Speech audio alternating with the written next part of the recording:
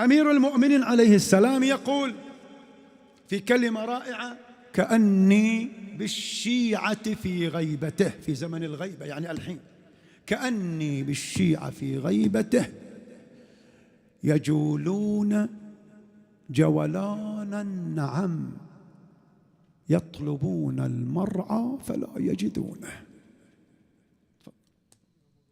هذا شو الإمام، تدري وش يقول؟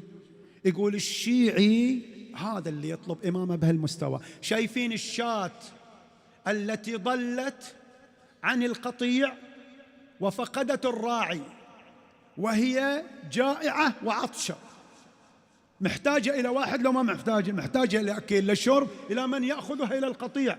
يقول ترى الشيعة في زمن الغيبة يطلبون إمامهم بهذا المستوى.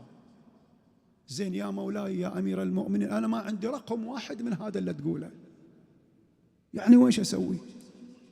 أنا حين أطلب إمام زماني بهالمستوى. يجولون جولان النعام، شايف الأنعام؟ نعم أنعام، زين، جولان النعم يطلبون المرعى فلا يجدونه. هذا الانتظار الحقيقي. مو كل واحد قال أين أين أين أين أين أين أين، هذا صار فعلا باحثا حقيقيا. الباحث الحقيقي كلمة واحدة أين ما يقدر يتحملها، وأنا وأمثالي نكررها، وحولنا القضية إلى صوتيات وارتحنا واستانسنا ونشرناها عبر كذا. مو هذا.